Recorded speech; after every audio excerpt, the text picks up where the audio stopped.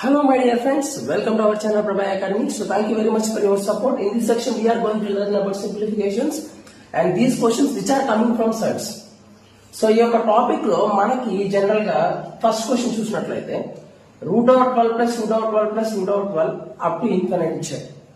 So దీన్ని మనం ఏం చేయాలి అని అంటే 2 సక్సెసివ్ ఇంటీజర్స్ గా రాసుకోవాలి. అలా అయితే ఈ ట్రిక్ అప్లై అవుతుంది, ఆర్ అదర్వైజ్ అప్లై అవ్వదు. ఓకేనా? సో దీన్ని ఎలా రాస్తాను? Product of 3 into 4, product of 3 into 4.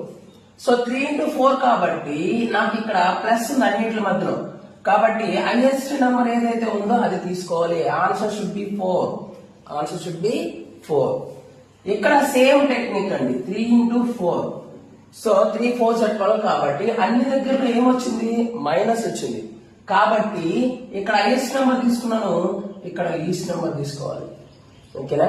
So ఈ యొక్క టెక్నిక్ చూసినట్లయితే √12 into √12 into √12 into √12. So there is a formula x power 2 power of n minus 1 by 2 power of n. So ఇక్కడ n represents number of terms 1 2 3 4. x represents ఇక్కడ ఏదైతే route లో ఉందో అది తీసుకోవాలండి. 12 power how many times? 4 times. So 2 power of 4 minus 1 by 2 power of 4. 2 power of 4 means 2 into 2 into 2 into 2.